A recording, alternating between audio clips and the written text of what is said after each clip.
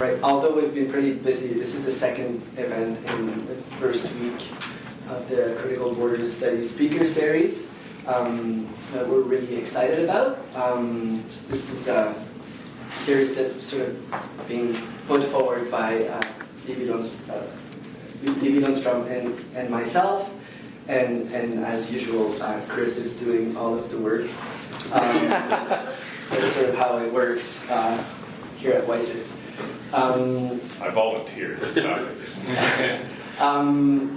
So there's been a lot of thought, I think, about borders. At WISES last year at the annual conference, we were wondering, like a bit like Foucault was thinking about prisons, if borders don't work, they actually still do something. So what are borders doing if they don't work, and how do we think about borders?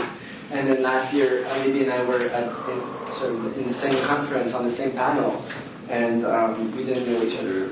We realized that we were both at WISES, and we needed sort of new ways to think about borders, and wanted to put forward an interdisciplinary speaker series at WISES to think about security, but not more complex, but and other issues related to borders and critical borders studies, new ways to think about borders. So if you haven't seen this, we already have a lot of speakers for the fall. It's going to continue this winter. A lot of really interesting speakers, including who's our next speaker? That will be speaking next on October 27th, so you should also attend. So today our speaker is Gilberto Rosas, who is the Assistant Professor of Anthropology and Latino Studies at the University of Illinois at Urbana-Champaign. Gilberto has been conducting research on the U.S.-Mexican borderland for a long time, for over a decade now. His work's focused on sort of the production of criminality, criminalization of youth living near the border, on the violence and the insecurity that's linked to the militarization, paramilitarization of the border in a sort of neoliberal age or context. And as well, and I find particularly interesting, on how various forms of subjectivities, identities, political imagination are created through this process of militarization in this particular setting in the border. And Gilberto also does empirical work, but has engaged critically with literature on governmentality, biopolitics, exceptionality, sovereignty in ways that I've found, anyways, particularly insightful. For those of us, we try to use these concepts to do empirical research and to see how they work and they don't work and complexify them and make use of it. So I don't know what he's working on. And he's been working on the last couple of years, so I'll let the place to you to hear what's your new work. Excuse me, I just want to turn off my phone before I start this talk. That's a good idea. Yeah, it's hard to make noise right when you were speaking. It's kind of embarrassing for it to ring. First, thank you very much for the invitation. Let me begin with a side note. I happened to read the abstract from the speaker that spoke on Tuesday, and it provoked quite a response in me, so I'm here to, I think this paper in part is informed by that. And I do agree with, his name was, I'm sorry, Mark Salter, that borders are sites of radical potentials. And that's precisely why there's such conflicts there. And I would hope that he had been reading over the past 20 years the productions by Chicano and Chicana theorists who are grappling with that very question, the radical potentialities that the borders can unleash. That said, today's paper is about violence, direct and indirect, imperial violence, and its production of affects. It is a work in progress, part of a new project on comparative security regimes in the United States and in Mexico, inextricably tied to questions of borders. All too problematically, terminology such as security and the post-9/11 have earth-shattering discourses of the present, displacing all other phenomena to the margins of public scrutiny and scholarly inquiry. Indeed, it is now largely assumed that borders are more secure. Recent social science, for example, suggests that migration to the United States from Mexico has decreased dramatically. But those of us who have worked on borders and migrations are all too aware that the globalizing of capital has paradoxical effects.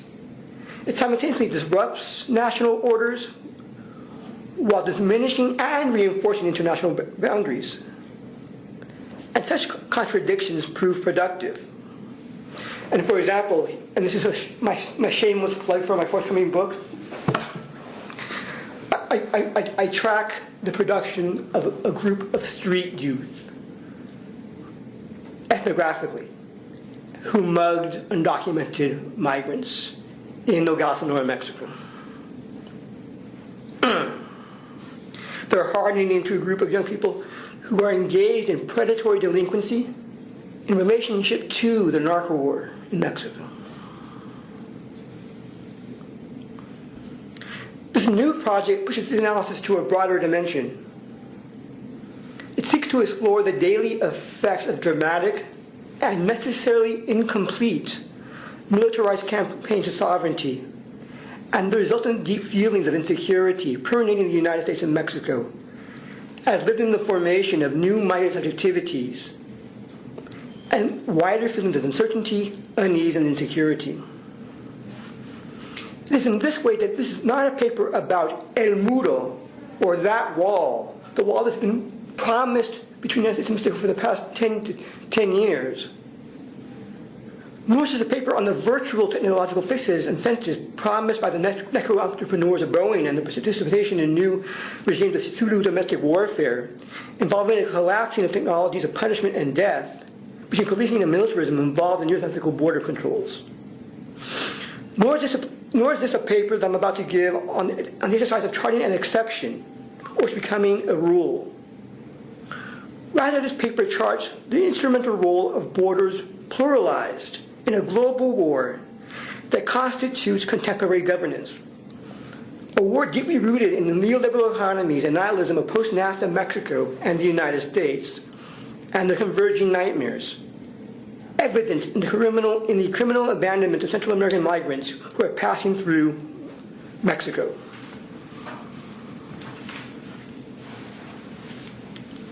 More specifically, this project charts how borders in the age of insecurity must be seen as far more than international boundaries. They are geopolitical instruments that incite cultural imaginaries, or more precisely, nightmares. Imaginaries cast in a criminalizing darkness about the contemporary failures of borders to stop post-colonial migrations. Nightmares tied to predatory practices in Mexico or new policing regimes in the United States. Said nightmares are fed by palpable feelings that positive social science cannot register. Racism, sexism, heterosexism, and other forms of subjugation prove central to the direct and indirect punitive governance of said nightmares speak to both the effective states of migrants in the age of security states and the dramatic unease felt by the citizenry of receiving nations to return momentarily to their language of functionalism. Phantasms haunt Oaxaca, Mexico, a city renowned for its peace, tranquility, rich moles, and rich mezcal, particularly during this week of the internationally famous Guelaguetza that brings tourists and their dollars to the city. And that brings a noticeable influx of men with guns, the militarized police forces that suddenly appear on the outskirts of the city. Yet these nightmares are repressed. Only the newspapers and occasionally a story on television captures the specters of the endless narco war, the discovery of mass graves, caches of guns, and the long march of activists across Mexico to the U.S.-Mexico border and back. Yet here on the wrong side of the tracks, insecurity permeates. As I ring the bell of the heavy metal door, a slit opens and two eyes scrutinize me. I try my best to appear non-threatening, a posture that I must practice every day in an age of insecurity. I am ushered into el centro de orientación del migrante de Oaxaca, or COMI. Nancy, the director, is a force of nature. Bespeckled with curly locks, she ushers me past the mural of La Virgen de Guadalupe, Mexico's patron saint, painted on the wall, and into her office. She begins to talk. She explains how her organization provides shelter to migrants, that there has been a large influx of migrants de retorno, los deportados, from the United States. And she bluntly dismisses the talk that migration has decreased. Too many people are passing through Oaxaca, heading north. And besides, she adds, we know these statistics are manipulated by the government. She continues, it is impossible to close the border. Borders are closed, but migrants continue to pass. Look, this is how it happens, like in the United States. If the United States closes the border, migrants continue to come.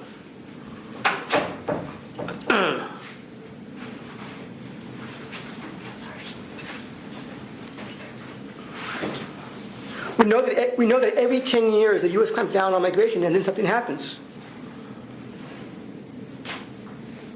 It doesn't last. She then turns to the southern border of Mexico. The tales of the Iron Beast, where non-citizens crossing from Central America experience terror, be it dismemberment, kidnapping, and rape, from marauding gangs of thugs, narco warriors, or the thuggery of corrupt government officials in the criminal abandonments of states. She continues to explain how post-NAFTA and post-Plan Merida Mexico has transformed with respect to migration.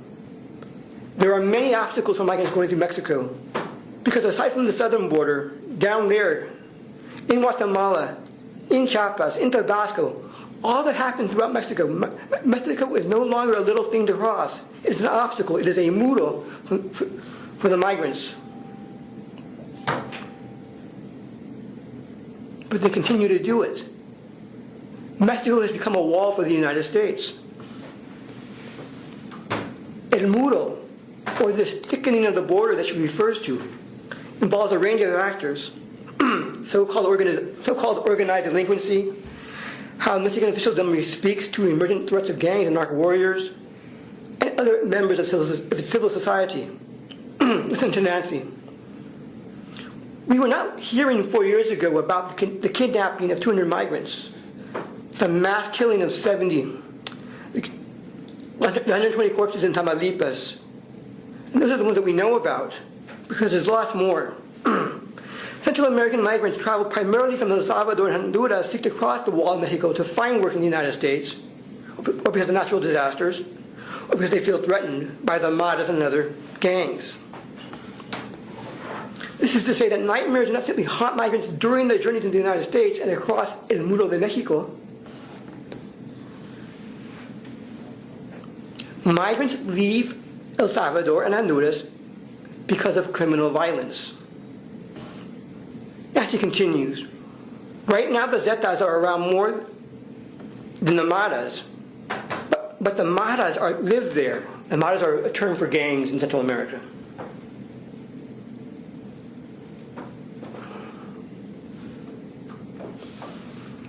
And that's what they demand migrants to be, to pay rent.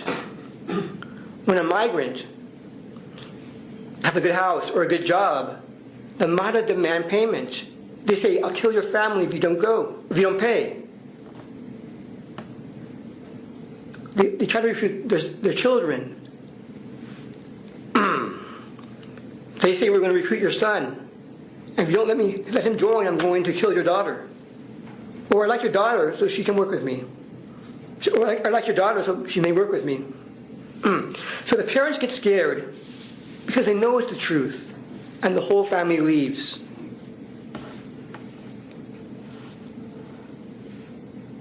And they go into Mexico. And And in Mexico, they encounter Los Zetas. Now, Los Zetas are a military-trained unit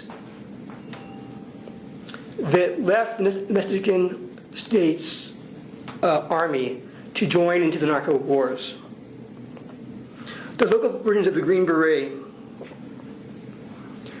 Foreign specialists, including Americans, French, and Israelis, instructed these members of this elite unit in rapid deployment, in aerial assault, in marksmanship, in ambushes, in intelligence collection, in counter surveillance, in prisoner rescues, and other sophisticated communications.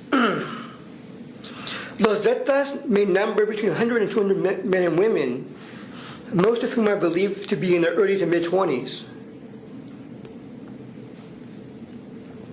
Although the Army has detailed the information about these key figures, their size remains in question. According to one analyst, it's gotten to the point where you get drunk, shoot out some cans and paint your face black, and that makes you Los Zeta.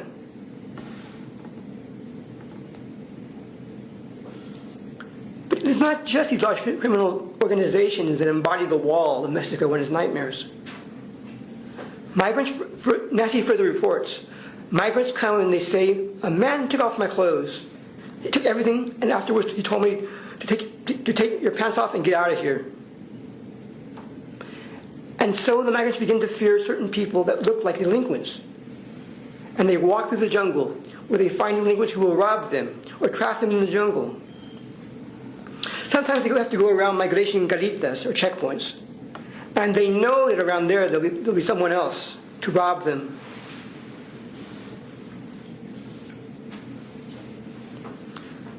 The same migrants will tell me that it's not just these people also. They'll tell me that they go to buy a soda and they'll be charged more than people that were in the store just a moment ago. Nancy continues. And the women who are migrating, they're already taking birth control pills, even though they're not having sexual relations, because they know something can happen to them. It's better to take something than to get pregnant. The majority of women who pass through this shelter have been raped. But in Mexico, silence rules. There is no vile outrage of xenophobes who trumpet punitive discourses of illegality and criminality as in the United States. Everyone knows that the prostitutes in Oaxaca, this is Nancy's analysis, everyone knows that the prostitutes in Oaxaca are Central Americans. Everyone knows, but no one talks about it. Everyone knows that those who who talk with accents are dressed in a certain way. Everyone knows they're not from here. And everyone knows that the officials take advantage of them too. Yet more nightmares. A heavyset woman, who I will call Carmela, in a flowing white dress, wants to talk to me. I began to explain to her that I'm beginning a new project that in part explores how neoliberal globalization renders bodies porous. Tears well in her eyes, but she manages to smile. And she says, "My son is dead."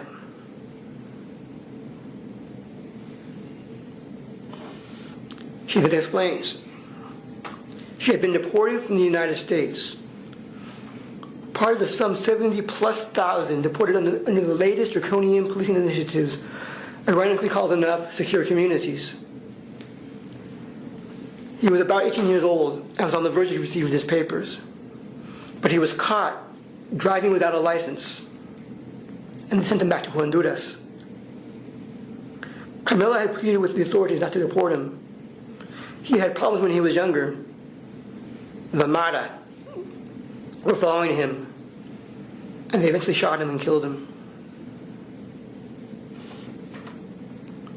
She continues, "I just arrived to Honduras to attend the services. I was there 15 days, and I came back with my daughter and my daughter and my mother, and we're migrating to the United States. We couldn't stay there. There was too much danger."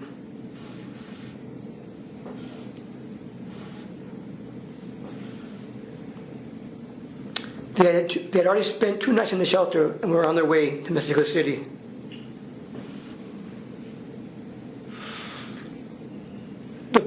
murder of Carmela's son crystallizes how nightmares of insecurity are inextricably tied to borders in the age of globalization. How, in their necessary incompleteness, they simultaneously generate porous bodies and animate cultural imaginaries of contamination, haunting experiences of insecurity for the citizens and non-citizens alike. Indeed, the aforementioned secure communities dramatizes the effects of the incomplete borders of globalization. They necessitate a latter materialization of the forces of law.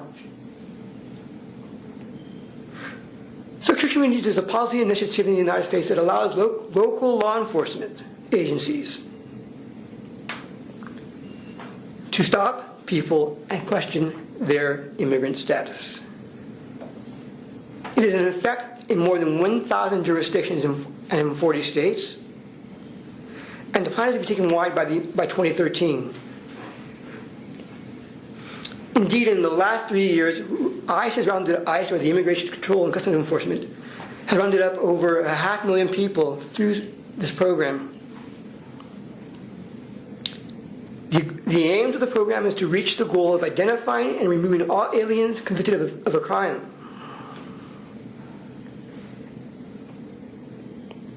And by 2013, per ICE, the goal is to remove all removable aliens.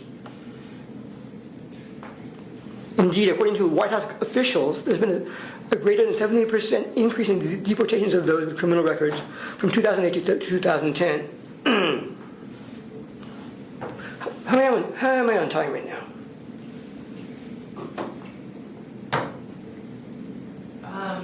We've only been speaking for about 25 minutes.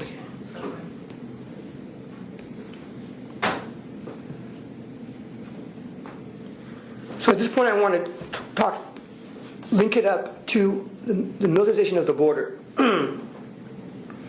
Secure communities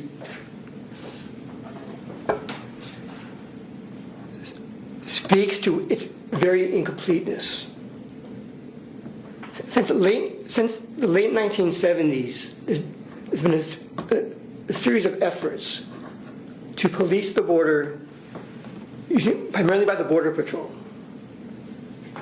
And in the 1990s, you have three major initiatives: Operation Gatekeeper, Operation Hold the Line in El Paso, and Operation Safeguard in the Sonora, Arizona region. And despite these initiatives, migration actually increased.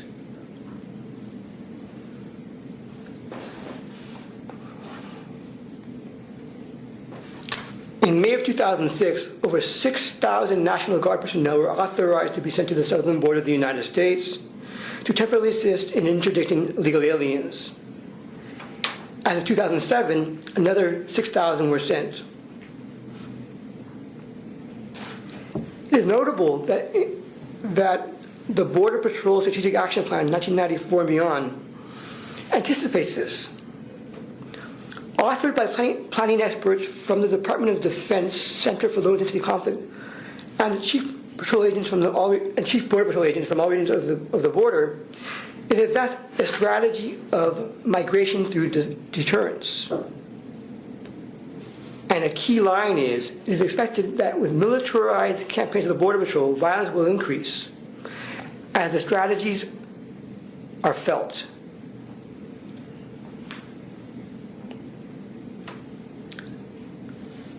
And nevertheless, migration increased. In the wake of what is perceived by the U.S. citizenry as a sovereign failure to control the border, secure communities becomes birthed. Letty, another Mexican woman, describes her own nightmare. Her husband and father of 3 children were recently arrested as part of secure communities. He was placed in a penitentiary for 4 years. He was driving without a license. And they arrested him, and then he went back to work, and here she picks up the story. They had gone to his work to pick someone else, and they took him. They found his record, and now he's in jail. He hasn't seen his daughter in a long time. It frightens me that they will stop me. I drive as best I can, I follow the orders when I see the rules. I have to tell myself, it's okay, nothing will happen. Everything will be fine. They're not following me. I have to give myself courage and strength so that I will not be afraid when the police get too close. Secure communities and its accompanying dynamics captures the punitive governance of the current moment. Indeed, it is notable that as with the celebrated ride of Sonia Sotomayor to the once unimaginable echelons of the Supreme Court as a Latina, it heralds a moment when Latinos become the largest minority in the United States to be incarcerated in the federal institution. Not only are the undocumented being deported, many are spending time in prison for years before being sent across the border. The rank of the incarcerated Latinos have increased by nearly 50%, and now reaches over 300,000 in the United States. That is to say that secure communities with its reliance upon local police forces routinizes the militarized policing of the borderlands into the daily policing in the interior of the United States. And it's supposedly designed to capture the criminal alien. But the most current ICE data shows that nearly 60% of those deported into secure communities were held for misdemeanors.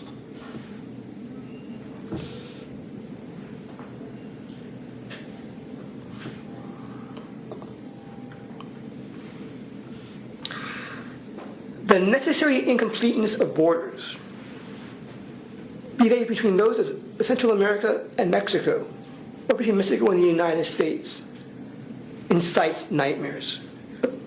A nervous system, a culture of insecurity for an anxious citizenry.